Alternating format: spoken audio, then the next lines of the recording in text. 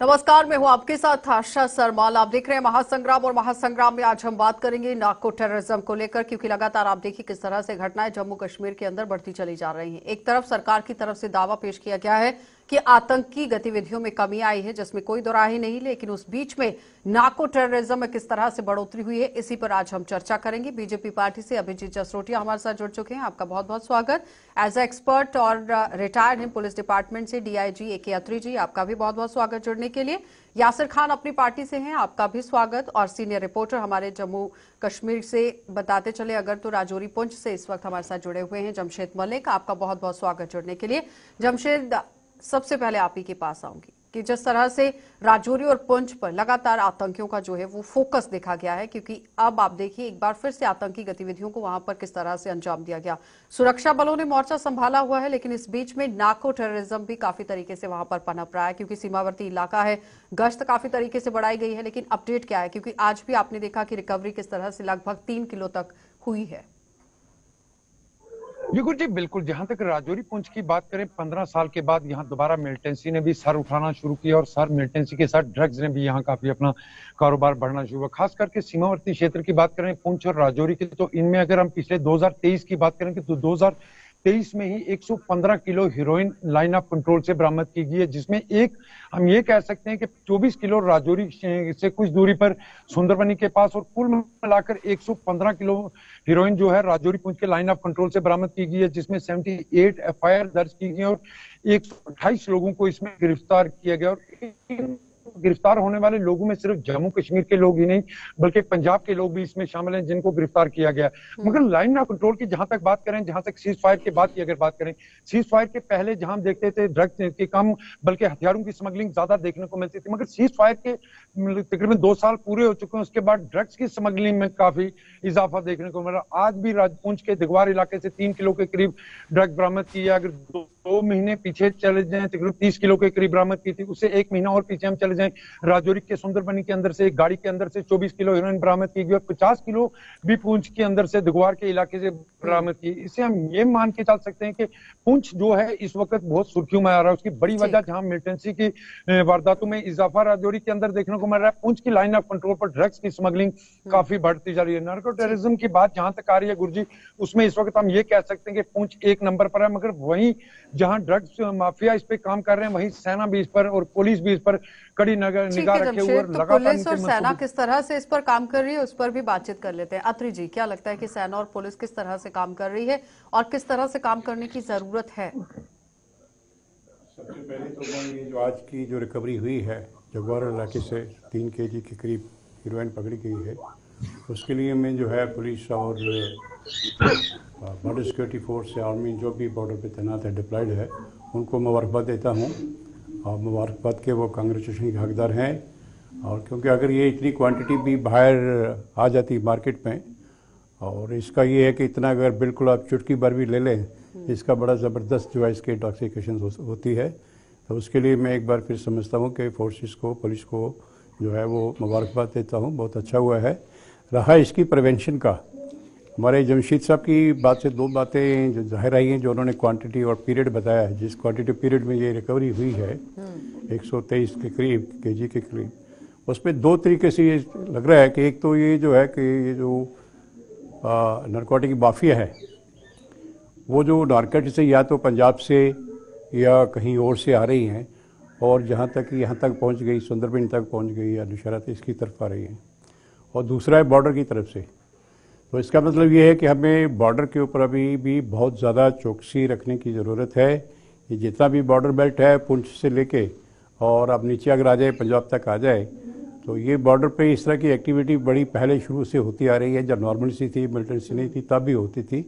अब हो सकता है क्योंकि इसको जो है ज़्यादा क्वांटिटी में ये चौकसी को लेकर सवाल उठ रहे हैं कि चौकसी और ज्यादा तरीके से बढ़ाने की जरूरत है, रोड के ऊपर भी, सड़क पे भी। ठीक है, देखिए ऐसी बात है कि इसके अंदर बिल्कुल सही बात है आपकी कि चौकसी बढ़ाने की जरूरत है और चौकस भी काफ़ी है। हम इसमें कोई निस्संदेह अगर मैं बात करूं तो इसमें कोई दो राय नहीं है कि जिस हिसाब से हमारी J&K पुलिस और बाकी सिक्योरिटी फोर्सेस इनके मंसूबों को नाकामयाब करती है। अगर आपको याद होगा भी पीछे दिनों में सबसे बड़ी जो ड्रग्स की खेप पकड़ी गई थी रामबन में 30 kg के करीब 300 करोड़ जो आज तक की सबसे बड़ी थी, और वहाँ की SSP मोहिता शर्मा जिनको मैं साधुवाद देना चाहता हूं उसके लिए जिन्होंने ये काम किया और इन लोगों की धरपकड़ की थी। उसमें पंजाब से 2 जो ये स्मगलर थे वो भी धरे गए थे। तो काफ़ी अच्छी तरह से पुलिस जो अपना बखूबी काम निभाती है। अब देखिए इसमें जो चीज़ सबसे बड़ी आती है कि जब से ऑपरेशन टोपैक का फेलियर हुआ है पाकिस्तान की तरफ से उन्होंने पूरी कोशिश की, लेकिन जो उनका फेलियर हुआ अब उन्होंने इसको कहीं ना कहीं दूसरी तरह से चेंज कर दिया है। जिस तरह से अगर टेररिज्म की बात करें तो अब रजौरी पुंछ कह रही है उन्होंने पकड़ा है,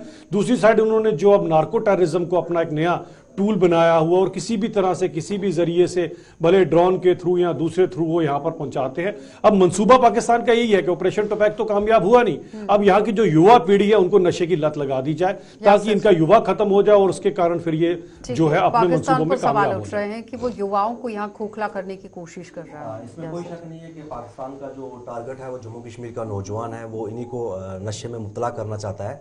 अब एक चीज समझनी पड़ेगी कि नार्को टेररिज्म पिछले 5-6 साल से बहुत ज्यादा बढ़ा है। इसकी एक वजह है क्योंकि पाकिस्तान ने जब 90s में यहाँ पर प्रॉक्सी वार स्टार्ट की हमारे खिलाफ, तो उस वक्त उसने एक्सट्रीमिज्म रेडिकलाइज करने की कोशिश की। जब उसको पूरी तरह नाकामयाबी हुई, क्योंकि आप टेररिज्म को चलाने के लिए तो पैसा चाहिए, तो उसने एक जो देखा कि जो नार्को टेररिज्म, क्योंकि अगर जम्मू कश्मीर में आप देखें कभी भी हीरोइन वगैरह जो थी वो कभी पकड़ी नहीं गई, लेकिन आप देखेंगे इसको समझना तो पड़ेगा क्योंकि अगर इसको पूरी तरह डिमोलिश करना है इस पूरे सेटअप को, हालांकि जो नार्को टेररिज्म है ये पूरा ग्लोबल एक प्रॉब्लम है, बट समझना ये पड़ेगा कि ये देखिए पंजाब से बंदे पकड़े गए हैं।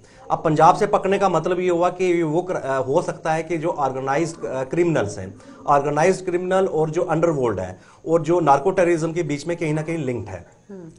हमारी कोई दो राय नहीं है कि हमारी फोर्सेस बहुत अच्छा काम कर रही है, कोऑर्डिनेट भी है रजौरी पूंछ में, बट एक चीज है कि इसमें आने वाले टाइम में एक बहुत बड़ी थ्रेट है क्योंकि आप देखें इस वक्त सोशल मीडिया का जो टाइम चल रहा है, एडवांसमेंट मीडिया की टेक्नोलॉजी एडवांसमेंट जो हुई है, तो नए वो हथकंडे अपनाकर किसी तरह से वो यहाँ के नौजवानों को जो है खोखला करना चाहता है, यहाँ के नौजवानों को नशीला बनाना चाहता है। तो किसी ना हमें चाहिए कि इस वक्त जो एक सबसे इमीडिएट जो स्टेप चाहिए प्रिवेंशन के लिए, वो मुझे लगता है कि इरिस्पेक्टिव ऑफ रिलीजन जितने रिलीजियस जो गुरुज हैं या रिलीजियस स्कॉलर्स हैं, तो उनको चाहिए कि एक अपना जो है पॉजिटिव जो है रोल प्ले करें ताकि ये किसी तरह टेररिज्म भी खत्म हो सके और हमारा नौजवान भी यहाँ पर इस जराइम से बच सके। स्कॉलर्स को इसमें भाग लेने की जरूरत है, गुरुओं को जो है वो आगे आने की जरूरत है। क्या लगता है कि इस पर किस तरह से होना चाहिए काम? मुझे लगता है इसमें पूरी सोसाइटी का दायित्व बनता है। शाह जी अगर आप समझे तो दिक्कत सबसे बड़ी कहां पर आती है? दिक्कत आती है जो अभिशाप है नार्को टेररिज्म की। अगर मैं बात करूं, जब कोई इस तरह के मादक पदार्थों का सेवन करता है, आप देखिएगा अगर मोहल्ले में भी किसी का बच्चा अगर ले रहा है तो पूरे मोहल्ले को पता होता है, सिर्फ उसके माँ बाप को नहीं पता होता। अब वो कहीं ना कहीं मोहल्ले में भी अगर किसी को पता है तो उसके माँ बाप को बताने से पहले सोचता है इसको बताऊंगा तो ये मेरे पीछे पड़ जाए, तुम्हारे बेटे पे इल्जाम लगा रहा है। तो सोसाइटी का जो कलेक्टिव एक रिस्पॉन्सिबिलिटी बनती है, अगर कहीं पर भी लगे कोई बच्चा ऐसा गलत काम कर रहा है, कोई युवा ऐसा गलत काम रहा है, तो उसके घर वालों को बताया जाए और सभी मिलकर इसके अगेंस्ट उसको सुधारने की सोसाइटी को लेकर बात हो गई। लेकिन अब जिस तरह से बॉर्डर बेल्ट पर ज्यादातर इनका फोकस जो है वो रह गया है पाकिस्तान की तरफ से। आप देखिए फेंसिंग का जितना भी एरिया है, फेंसिंग के नीचे से ये सारी खेप यहां पहुंचाने की कोशिश होती है। क्या लगता है कि फेंसिंग के ऊपर किस तरह से और ज्यादा पेट्रोलिंग को बढ़ाने की जरूरत है, गश्त को बढ़ाने की जरूरत है, लोकल सपोर्ट की वहां पर जरूरत है, उसके लिए कोई रणनीति बनाने की जरूरत है कि किस तरह से होना चाहिए? अत्री जी, इस पे ऐसा है कि जहाँ तक बॉर्डर की बात है तो बॉर्डर पे जो भी पिछले कुछ सालों से जो रिकवरी हुई है, जो पकड़ा गया है, जो हीरोइन पकड़ी गई है, तो वो पॉइंट आइडेंटिफाई करने की ज़रूरत है कि क्रॉसिंग कहाँ से हुई है, ये रिकवरी कहाँ से हो रही है। तो मुझे लगता है कि फोर्सेस को चाहिए कि वहाँ पे नाकाबंदी करना बहुत ज़रूरी है और लाइट सिस्टम, फेंसिंग है, तार भी लगी है, फिर भी अगर कोई पार से आके यहाँ बारी साइड आके नार्कोटिक्स छोड़ देता है, डम कर देता है, जैसे रिसेंट अभी जो 3 किलो का पकड़ा गया है उसका इसी तरह से बता रहा था जी, सर्च पार्टी गई और उन्हें देखा कि वो डम किया हुआ था। This is one part. दूसरा ये है कि ये इस नार्कोटिक जो इशू है, इसको ये ग्लोबल इशू है और जो लोग इसमें इन्वॉल्व हैं बड़े बड़े कंट्रीज़ पे, यूनाइटेड स्टेट हो, कनाडा हो, बड़े अदर कंट्रीज हो, वो लोग मार्केट ढूंढते हैं कि हम कहाँ इसकी कंजप्शन करवाएं, कहाँ से हमें ज़्यादा पैसा मिल सकता है। It has become a very good taxes, very good business, very big business. तो जहाँ तक हमारे अपनी कंट्री का सवाल है, मुझे लगता है कि ये पिछले आपने सुना होगा कि गुजरात पोर्ट ब्लेयर पे भी जो है, सी पोर्ट पे बहुत ज़्यादा क्वांटिटी में जो है वो पकड़ी गई थी वो जो है, और पकड़ी गई थी तो फिर उसके बाद नॉर्मल है कि लॉ के तहत कोई केस रजिस्टर होगा, कोई लोग पकड़े होंगे, आइडेंटिफाई अभिजीत जी, होगा, लगता है कि उस चीज को भी और जो ज्यादा है बढ़ाई गई सीसी है। रिपोर्ट जो है इनका क्योंकि भी ध्यान रिकवरी रखना काफी पड़ेगा। तरीके से है तो कई तरह के सवाल निशान जरूर उठते हैं कि वो भी एक इनपुट किस तरह इम्पोर्टेंट से हो रहा है। देखिए, चौकसी तो बढ़ाने की जरूरत है ही है कि कहां से हो रहा और क्यों हो रहा, और जहां पर भी हो रहा है उसे वहीं पर उसको रोकने की जरूरत है, एक विराम लगाने की जरूरत है उसके ऊपर। लेकिन एक चीज हमें जो समझना शुरू होगी, बड़ा जरूरी है सबके लिए, कि इस सारे का सारा जो ड्रग्स की खेप आती कहां से, पूरी की पूरी पाकिस्तान से आती है। आप इस चीज को समझिए। अब पाकिस्तान की दिक्कत आपको मैं समझता हूं कि पाकिस्तान जैसा कंट्री जो एक FATF की सैंक्शंस के बाद जो उनका हाल हो गया, कटोरा लेके भीख मांगने वाला, अब पाकिस्तान की जो मैं बताऊंगा कि इनकी ISI का मेन जो खर्चा पानी निकलता है वो इसी नार्को टेररिज्म से निकलता है। वो किस तरह से, ये समझने की जरूरत है कि जो अफगानिस्तान है, क्योंकि वहां पर टर्बुलेंस और जिस हिसाब का वहां पर सिस्टम है, अफगानिस्तान एक लैंडलॉक कंट्री है, वहां से बाहर ड्रग जाने का इनके पास एक ही जरिया है, वो पाकिस्तान की ISI। वो अपना माल इनको देते हैं, ये माल आगे बेच देते हैं, उसमें से कुछ पैसा वहां पर, कुछ अपने ऊपर बचा खुचा यहां पर भेज देते हैं। तो दिक्कत यही है कि अनस्टेबल कंट्री होने का फायदा पाकिस्तान उठा रहा है और उसको वो इंडिया को अनस्टेबल करने में उसका यूज। ठीक है अभिजीत, जमशेद इससे पहले भी कई बार आरोप लगे हैं और आपने देखा था कि उस समय के जो ADG हुआ करते थे मुकेश सिंह, उनकी तरफ से भी खुलासा किया गया था कि अफगानिस्तान के रास्ते से, पाकिस्तान से होते हुए ड्रग्स जो है वो जम्मू कश्मीर के अंदर पहुंच रही है, इंडिया के अंदर पहुंच रही है। तो क्या लगता है कि किस तरह से सीमावर्ती इलाकों के अंदर अभी भी काम हो रहा है, क्योंकि ग्राउंड जीरो पर आप हमेशा रहते हैं और आपको बेहतर तरीके से पता है कि किस तरह से वहां पर काम हो रहा है, क्योंकि पिछले दिनों आपने देखा था कि 10वीं कक्षा की भी छात्रा से किस तरह से रिकवरी हुई थी। बिल्कुल, काम करने की जरूरत सबसे बड़ी यह है कि जो लोकल इन्वॉल्वमेंट है उसको पहले क्लियर किया जाए, क्योंकि लाइन ऑफ कंट्रोल पर हम ये मान के चल सकते हैं कि अगर यहाँ ड्रग्स आ रही है तो इसमें लोकल इन्वॉल्वमेंट के बिना ये चीज यहाँ नहीं पहुंच सकती, क्योंकि अगर अफगानिस्तान से पाकिस्तान पहुंच रही है, पाकिस्तान से राजौरी और पुंछ का बॉर्डर आजकल मिला हो, खास करके पुंछ की बात करें, लोकल इन्वॉल्वमेंट बहुत ज्यादा इसमें देखने को मिल रही है। क्योंकि हालांकि पिछले कुछ दिन देखें हम, चाहे हम 1 महीना पीछे जाए, पुलिस की तरफ से मेंढर के अंदर एक ड्रग्स माफिया के खिलाफ कार्रवाई करते हुए उसकी प्रॉपर्टी सीज की गई है। अगर इस तरह के बड़े कदम इनके खिलाफ, लोगों के खिलाफ उठाए जाएं, इनकी प्रॉपर्टियां सीज की जाएं, इन पे कड़ी कार्रवाई की जाए, तब ये थोड़ा सा रोक सकते हैं हम इसको। क्योंकि पाकिस्तान की तरफ से इस तरफ पहुंच रही है, पहुंचने के कई रास्ते हैं, क्योंकि इस तरह की खबरें भी सामने आई थी कि जानवरों के जरिए भी इधर पहुंच रही है। खास करके इधर के माल मवेशी जब उस लाइन ऑफ कंट्रोल उस क्रॉस करके उस तरफ जाते हैं जिसमें ड्रग माफिया पूरी तरह इन्वॉल्व होता है, उस माल मवेशी के साथ बांध कर इस तरफ भी लाई जाती है। इस तरह की खबरें भी सामने आई, ड्रोन के जरिए भी लाने की खबरें सामने आई। मगर सबसे बड़ी बात यह है गुरुजी कि जब तक लोकल इन्वॉल्वमेंट के खिलाफ सख्त कार्रवाई नहीं की जाएगी, लोकल इन्वॉल्वमेंट के साथ साथ आप समझिए ना कि अगर ड्रॉपर है तो फिर रिसीवर भी है, उस रिसीवर का पता लगाने की जरूरत है। अत्री जी, कितनी सहमति आप इस बात से रखते हैं, क्योंकि रिसीवर जब तक नहीं पकड़ा जाता है तब तक कुछ समझ में नहीं आएगा कि किस तरह से हो रहा है। क्या वो रिसीवर्स को लेकर जाल बिछाने की जरूरत नहीं है पुलिस को? देखिए, ऐसा है कि ये जो इशू है, मैं आपको बता दूं कि इसमें बहुत ज़्यादा काम करने की ज़रूरत है। ये एक ऐसा इशू है जिसमें से हमारे देश की जो युवा पीढ़ी है वो बर्बाद की जा रही है, बर्बाद हो रही है, और छोटे छोटे बच्चे, स्कूल गोइंग बच्चे इसमें इन्वॉल्व हो रहे हैं इसमें। और मैं ये बता दूं कि पाकिस्तान, अफगानिस्तान, ये सिर्फ पाकिस्तान से नहीं आ रहा है।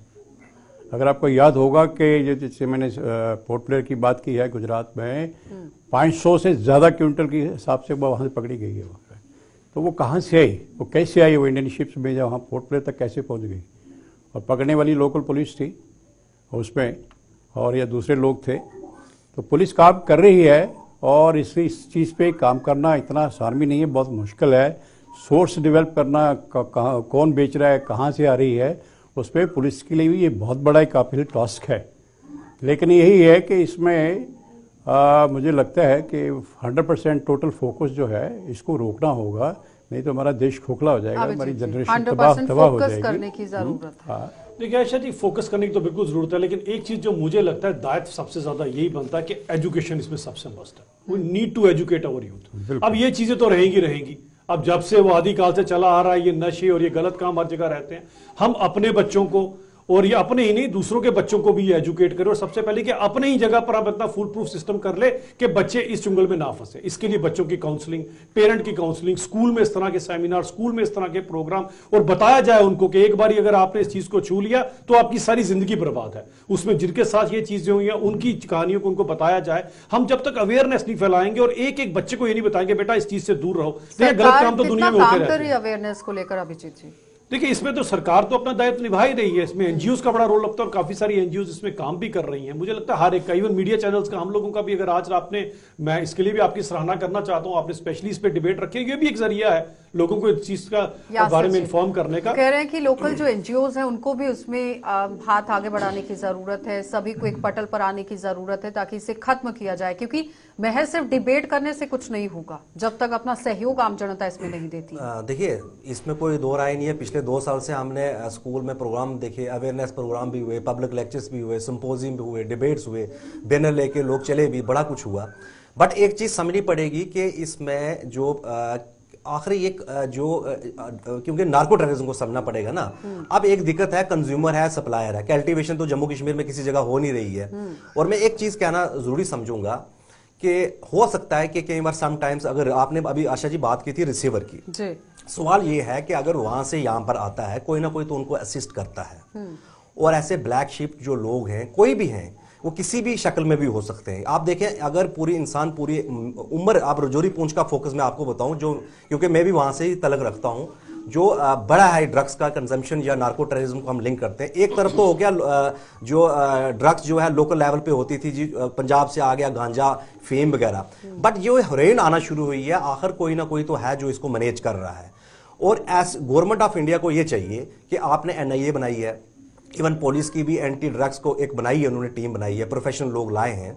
मुझे लगता है कि कहीं ना कहीं नजर रखने की जरूरत है। अगर एक इंसान पूरी उम्र मेहनत करता है, वो 1 करोड़ रुपया कमाता है, लेकिन आंधी एक ही दिन में अगर उसको 20 से 40 करोड़ रुपए की लालच दी जाए, तो मुझे लगता है कि वो सब कुछ भूल जाता है। तो कहीं ना कहीं खासकर रजौरी पूंछ के अंदर हर जगह जो है नजर रखने की, ट्रांजैक्शन कैसे हो रही है। आप देखें, यही पैसा जो है इसको व्हाइट मनी भी किया जाता है, क्योंकि उनके ट्रांजैक्शन बैंक्स को चेक किया जाए किसकी कहां हो रही है और ये पैसा कहां यूज किया जा रहा है। जमशेद, जो टीमों का गठन किया गया है वो टीमें किस तरह से काम कर रही है? और यासिर जी कह रहे हैं कि वो खुद वही जिले से ताल्लुक रखते हैं और बहुत गलत तरीके से काम वहां पर हुआ है, इसमें कोई दो राय नहीं है।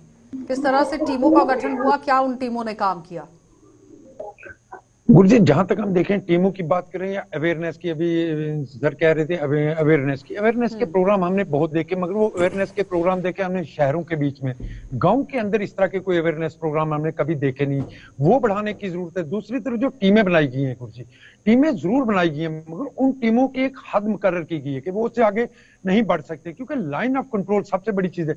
इन टीमों का काम है छोटे मोटे जो कंज्यूमर हैं उनसे, या जो इसमें मुलव्वस पाए जा रहे हैं, उन लोगों के खिलाफ कार्रवाई करती है। वो कार्रवाई हम पिछले कुछ अर्सा से बड़े पैमाने पर देख रहे हैं। हाल में जो डाटा आपको बता रहा हूँ सिर्फ 2023 का, जिसमें अगर 115 किलो हीरोइन सिर्फ बात कर रहा हूँ, जिसमें और किसी ड्रग्स की बात नहीं कर रहा हूँ, सिर्फ हीरोइन की बात कर रहा हूँ। 115 किलो हीरोइन सिर्फ राजौरी पुंछ के अंदर से बरामद की, जिसमें 128 लोगों को गिरफ्तार किया गया, जिसमें बाहर के लोग भी शामिल थे।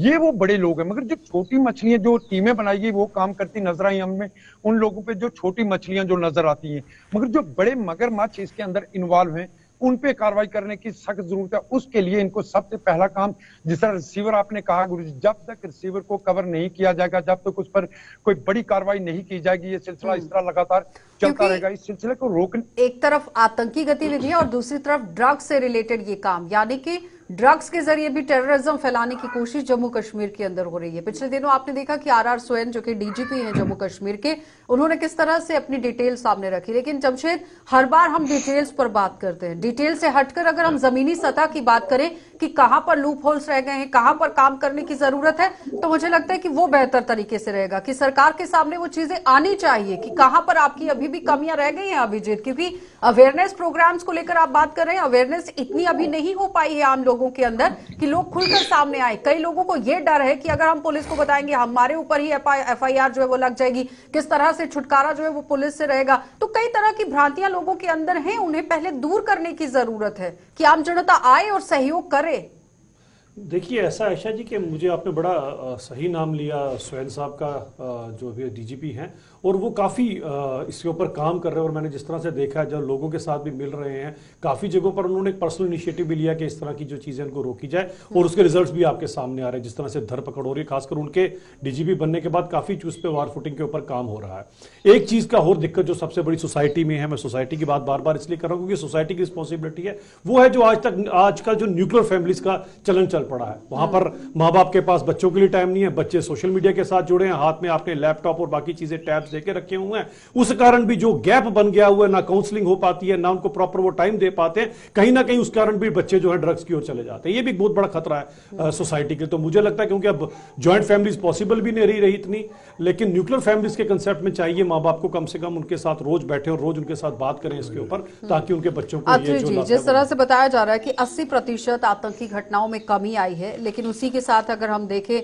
2021 का डाटा जो कि एनसीआरबी बताती है, तो वो कहती है कि 17 से 33 साल के जो लोग हैं वो 6 लाख लोग हैं जो ड्रग्स की चपेट में आ चुके हैं। तो कश्मीर के अंदर तो अंतर्राष्ट्रीय ड्रग तस्करी का रूट बन गया है। तो जाहिर तौर पर कई तरह के सवालिया निशान हैं कि सरकार काम कर रही है, लेकिन उस बीच में किस तरह से ये लोग कश्मीर तक पहुंच रहे हैं, जम्मू के तक पहुंचने की कोशिश कर रहे हैं, क्योंकि युवा आने वाले समय के लिए जम्मू कश्मीर की रीढ़ की हड्डी है। और अगर जम्मू कश्मीर के भविष्य को तबाह करने की कोशिश हो रही है तो फिर समझिए कि भविष्य किस तरफ जाएगा।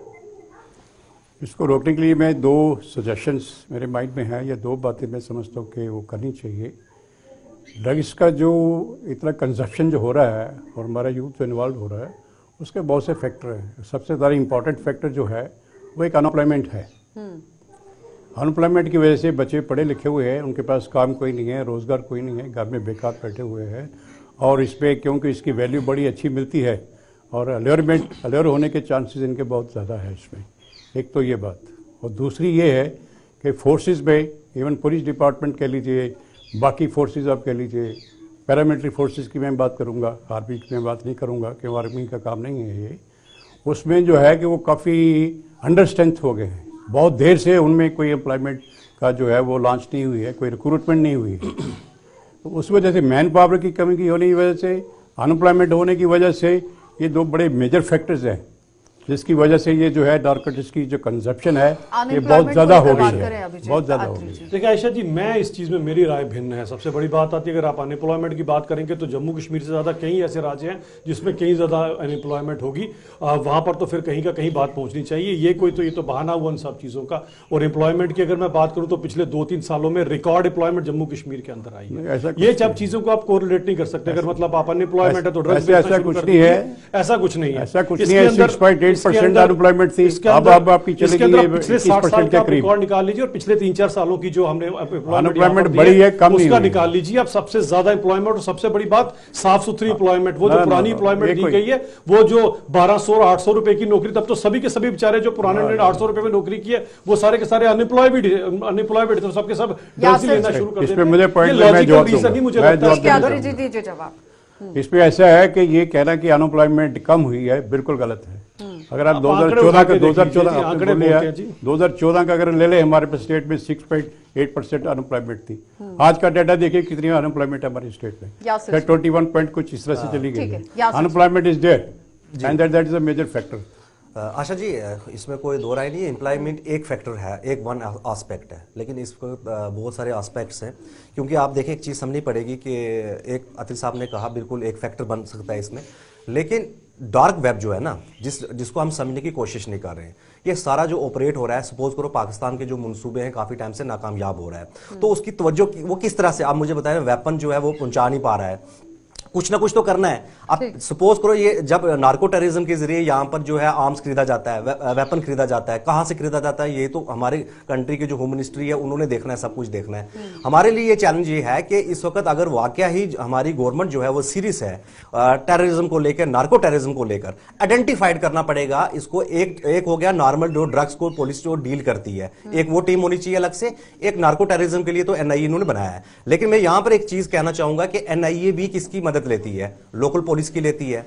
तो इसका मतलब ये हुआ कि लोकल पुलिस की मदद लिए बिना वो भी नहीं कर सकती। लोकल पुलिस को स्ट्रेंथन करने की जरूरत है और लोकल पुलिस में ऐसे एम्प्लॉइज ऐसे यूज होने चाहिए। पुलिस को अभी आपके सामने मैं कर देता हूं। सबसे पहले तो उसको ना लेकर चलिए जो आप बात कर रहे हैं, 6.7% की अनएम्प्लॉयमेंट रेट की जो दर है वो 5.2% के ऊपर नीचे आ गई, फिर तो इसकी भी कंजप्शन कम हो जानी चाहिए थी। तो कम से कम इसका कोरिलेशन बनता नहीं है। और मैंने पहले भी आपको कहा था, यहाँ पर कई ऐसी स्टेट्स और यूटीज है जहां पर सबसे ज्यादा अनएम्प्लॉयमेंट है, वहां पर तो सभी के सभी ड्रगिस्ट हो जाए, वहाँ भी है। इसके अंदर सबसे ज्यादा ये बिल्कुल बेहतर तरीके इंपॉर्टेंट से बात जब डाउन है आ गया तो अद्री फिर जी, अदर शुड कि आल्सो अगर अनएम्प्लॉयमेंट है, नो डाउट है, 5.2% अगर आती पर है अगर तो है दैट तो इसका शोज दैट मतलब वी ये आर नहीं है कि बच्चे ड्रग्स की तरफ चले जाया करें। ये एक गलत ही मैं मैसेज उनको रहेगा allurement किया जो जाता है। चैनल की तरफ से तो नहीं चाहूंगी मैं कि ऐसा कोई भी मैसेज बाहर देखो, we जाए, are- क्योंकि बच्चों को इस आयशा जी, चीज से सिर्फ बिल्कुल एक दूर मिनट। रहना चाहिए, माँ बाप को भी दूर रहना आयशा जी, चाहिए। एक दूसरा, अभिजीत जी आप सुन लीजिए, ज्यादातर मामले जो है वो बड़े हैं, उसमें भी कोई दोराहे नहीं है, क्योंकि कोविड के दौरान जब 2015 का डाटा बताया गया था तो 708 लोग इसकी चपेट में आए थे,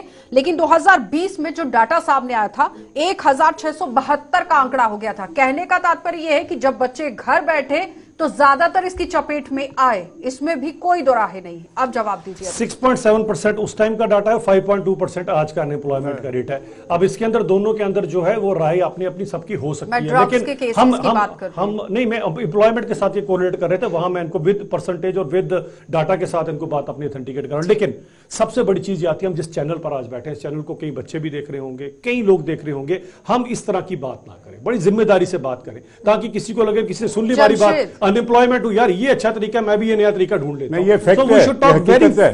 we should talk in I think in very हकीकत को हमें रिस्पांसिबिलिटी admit करना चाहिए। ऑन ए It चैनल। is a fact। हम ऐसी बात ना करें कि जिसको जिस बेचारे बच्चे को समझ ही नहीं, हमारी डिबेट सुन के सोचेगा लेकिन अनएम्प्लॉयमेंट से अभी बचने का, एक वो बेचारा मिनट। बच्चा है सोचेगा अनएम्प्लॉयमेंट से अभी बचने का ये भी तरीका है कि मैं ड्रग्स शुरू कर अभिजीत दूं। जी, this is responsible, sorry Jamshed I'm सदा sorry, इस sir, पर this is picture irresponsible। Clear कीजिएगा प्लीज अभिजीत जी। नहीं, ऐसा अभिजीत नहीं जी, है पिछले कि- कुछ दिन पहले पुंछ से राजौरी से एक खबर सामने आती है कि 10वीं कक्षा में पढ़ने वाली छात्रा अपने बैग के अंदर हीरोइन डालकर लेकर जा रही थी और वो बरामद हुई। हाँ, अब जमशेद ज्यादा इस पर डालिएगा रोशनी थोड़ी बहुत। बच्चे इसके अंदर इन्वॉल्व हैं, इस चीज को आप नकार नहीं सकते हैं। जमशेद,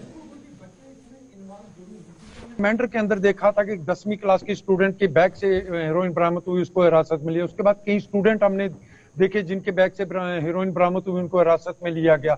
सबसे बड़ी चीज जो गुरुजी बदकिस्मती हमारी ये है कि हम जिस भी मुद्दे पे जब भी बात करते हैं, हम सियासत की तरफ दौड़ना शुरू हो जाते हैं। आज जैसा अभिजीत जी ने कहा कि धर्मगुरुओं को अपना रोल निभाना चाहिए, पहले धर्मगुरुओं को एक प्लेटफॉर्म पे लाया जाए, उसके बाद वो आगे सामने आएंगे, क्योंकि पहले हम धर्मगुरुओं को एक प्लेटफॉर्म पर लाने में कामयाब नहीं हो पा रहे हैं। जब तक ये लोग इन्वॉल्व नहीं होंगे, गुरुजी उसके एक एग्जांपल मैं आपको देता हूं कि आज से 12 साल पहले राजौरी का एक छोटा सा गांव है, छोटी सी तहसील है जिसका नाम है धराल। वहां धर्मगुरुओं की तरफ से एक ऐलान किया गया कि जिसका बच्चा किसी इम्तिहान के अंदर नकल करते पाया गया, पकड़ा गया, उसके साथ सोशल बाइकाट किया जाएगा। उस गांव के अंदर एजुकेशन इस लेवल की बड़ी कि वहां नकल जैसे सिस्टम जो कभी देखने को उसके बाद नहीं मिला, हालांकि उसके बाद हालात दोबारा चेंज हुए, लौट आया। मगर इस तरह का कोई बड़ा कदम तमाम धर्मगुरुओं को एक प्लेटफॉर्म पर लाने की जरूरत है, उनकी तरफ से कोई बड़ा कदम उठाने की जरूरत है। जब धर्मगुरुओं की तरफ से कोई बड़ा कदम उठाया जाता है गुरुजी, उसका असर जमीन पर देखने को मिलता है। और पहले सबसे बड़ी बात यह कि धर्मगुरुओं को एक प्लेटफॉर्म पर लाया जाए, क्योंकि मैं स्टूडेंट की बात करें, स्टूडेंट के साथ साथ में गुरुजी ये भी आपको बताता हूँ कि इसमें गवर्नमेंट एम्प्लॉय भी इन्वॉल्व नजर आए हमें। राजौरी के अंदर हमने देखा कि गवर्नमेंट एम्प्लॉय इसके अंदर पकड़े गए, पुंछ के अंदर हमने देखा इसके अंदर गवर्नमेंट एम्प्लॉय पकड़े गए। हर तबके के लोग इसके अंदर इन्वॉल्व दिख रहे हैं यासिर जी। और एक और चीज मैं यहां से क्लियर करना जरूर चाहूंगी कि जो बच्चे इसके अंदर संलिप्त पाए जाते हैं, उन बच्चों के खिलाफ भी सख्त कार्रवाई हुई है और होनी चाहिए। यानी कि अनएम्प्लॉयमेंट अगर है तो इस तरफ जाने का रास्ता कोई साफ नहीं हो जाता है, ये कोई नया रास्ता नहीं बन जाता है, तो ऐसे बच्चों पर कार्रवाई होना भी जरूरी है। देखिए, मैं आपको बताऊं, वहां पर राजौरी पूंछ में गांव में, शहर को तो छोड़ो, टाउन को तो छोड़ो, देहात में अनपढ़ लोग जो हैं वो भी इसमें इन्वॉल्व हो चुके हैं, अगर एक एस्पेक्ट देखा जाए, क्योंकि देहात में भी पहुंच चुका है और देहात में ये स्ट्रांगली इसने बेस बनाया है। लेकिन कहीं ना कहीं तो खामी है। और इसमें सबसे बड़ी बात मैं ये कहूंगा कि राजौरी पूंछ बॉर्डर एरिया है, जैसे बारामूला या उड़ी है, उस एरिया में जैसे फर्ज कर लो फ्राइडे को क्या होता है, फ्राइडे प्रेयर होती है। तो मुझे लगता है एनजीओ को या गवर्नमेंट को कोई एक स्टेप लेना चाहिए, वहां के जो रिलीजियस इमाम होते हैं या मौलवी साहब होते हैं, उनको कहना चाहिए कि आप एक काम करें, बजाय अपना, जैसे वो शराब के खिलाफ बोलते हैं, क्योंकि मैंने ड्रग्स के खिलाफ कभी आज तक कभी कहीं भी नहीं सुना, इसी तरह वो नार्को टेररिज्म को एक्सप्लेन करें और किस अपनी तरफ से मत करें, बट जो कुरान पाक और जो प्रॉफिट ने कहा है उसके अकॉर्डिंगली करें। इसी तरह मंदिर में भी किया जाए, जब कोई पर्टिकुलर डे होता है, गुरुद्वारे में भी किया जाए, और तभी जाकर, क्योंकि वहां पर लोग असेंबल होते हैं और लोग आते हैं क्योंकि बहुत ज्यादा तादाद में आते हैं, तो वो उनके बच्चों तक मैसेज पहुंचेगा। और दूसरी ये चीज, जो आम बच्चे वहां पर ड्रग्स ले रहे हैं, मैं एक चीज जरूर कहूंगा, क्योंकि जब आप उन पे टैग लगाते हो कि हम कहते हैं कि इतने 10 बच्चे 20 बच्चे पकड़े गए हैं, क्योंकि उनको सोसाइटी टैग दे देती है, स्टिग्मा होता है, तो कहीं ना कहीं एक अंदेशा रहता है कि ये नार्को टेररिज्म में इन्वॉल्व ना हो जाए। उनको डिसएसोसिएट करके उनकी रिहेबिलिटेशन जो है वो करवानी चाहिए। और उनको देखिए, मैं इस मंच से ये चीज़ क्लियर करना चाहता हूँ, मैंने सिर्फ बताया कि नारकोटिक्स का फलने फूलने का जो कारण एक अनएम्प्लॉयमेंट हो सकता है। इससे कभी मेरा ये मतलब नहीं है कि सब जो अनएम्प्लॉयड है तो वो इस तरफ चले जाए, ऐसा कुछ नहीं है। सिर्फ ये हो सकता है कि ये जो इसकी वैल्यू बहुत ज़्यादा है, तो कुछ लोग इसको अलेवर कर सकते हैं, बच्चों को गुमराह कर सकते हैं, बच्चों को लालच दे सकते हैं, ताकि ज़्यादा से ज़्यादा लोग इसमें इन्वॉल्व हो। नंबर 2 जो है इसमें ये है, बाकी एक बात इन्होंने अपने वरिष्ठ पत्रकार साहब ने ये उठाई है, जमशेद साहब ने, कि सब ये बच्चों के खिलाफ एक्शन होना चाहिए या बच्चे इस तरह से है, या शायद इन्होंने उठाया है। मैं ये कहूँगा इसमें 2 चीज़ें हैं, एक सप्लायर है, एक कंज्यूमर है। कंज्यूमर जो है वो ट्रैप्ड है, उसको ट्रैप किया गया है, वो विलिंगली अपनी मर्जी से जो है वो ड्रग्स की तरफ नहीं गया है, उसको ट्रैप किया गया है। और जो सप्लायर है उनके साथ जबरदस्त सख्ती के साथ डील करना सरकार चाहिए। पुलिस को स्ट्रांग करेगी, लोगों को स्ट्रांग करेगी, एनजीओ को स्ट्रांग करेगी, क्योंकि डिबेट्स बहुत हो गई, अब कार्रवाई करने की जरूरत है। बिल्कुल सही है आयशा जी, कलेक्टिव रिस्पॉन्सिबिलिटी सरकार की, पुलिस की, समाज की, पेरेंट्स की, सबकी कलेक्टिव रिस्पॉन्सिबिलिटी बनती है। और एक चीज जो यहाँ पर आपके सामने, आप ही की डिबेट से उभर कर सामने आई है कि 10वीं कक्षा में पढ़ती वो बच्ची के पास ड्रग्स पकड़ी गई। अब 10वीं कक्षा में पढ़ने वाली बच्ची अनएम्प्लॉयड तो नहीं हो सकती, तो कम से कम इसके ऊपर हम लोग जरा इसको जरूर एक चिंतन करें। और ये अच्छी चीज, ठीक है, बहुत बहुत धन्यवाद अभिजीत जी जुड़ने के लिए, अत्रि जी आपका भी धन्यवाद, यासिर जी आपका भी धन्यवाद, जमशेद आपका भी धन्यवाद जुड़ने के लिए। तो नार्को टेररिज्म को लेकर आज बात हो रही थी, जिसपे हर किसी को मिलकर काम करने की जरूरत है। डाटा बहुत हो गया, डिबेट्स बहुत हो गई, लेकिन अब यहां पर ग्राउंड पर उतरने की जरूरत है, अपने घर से शुरुआत करने की जरूरत है। अगर समाज में कोई इस तरह का काम कर रहा है तो आगे बढ़कर हाथ आगे करने की जरूरत है, रोकने की जरूरत है। और सरकार को भी चाहिए कि जितने भी अवेयरनेस के कार्यक्रम हैं वो जल्द से जल्द होने चाहिए, और जो अवेयरनेस के लिए एनजीओ काम कर रही हैं उन्हें भी अपना बीड़ा जो है वो बढ़ाने की जरूरत है, ताकि समाज से इस बुराई को दूर किया जा सके। आप देखते रहिए कार्यक्रम।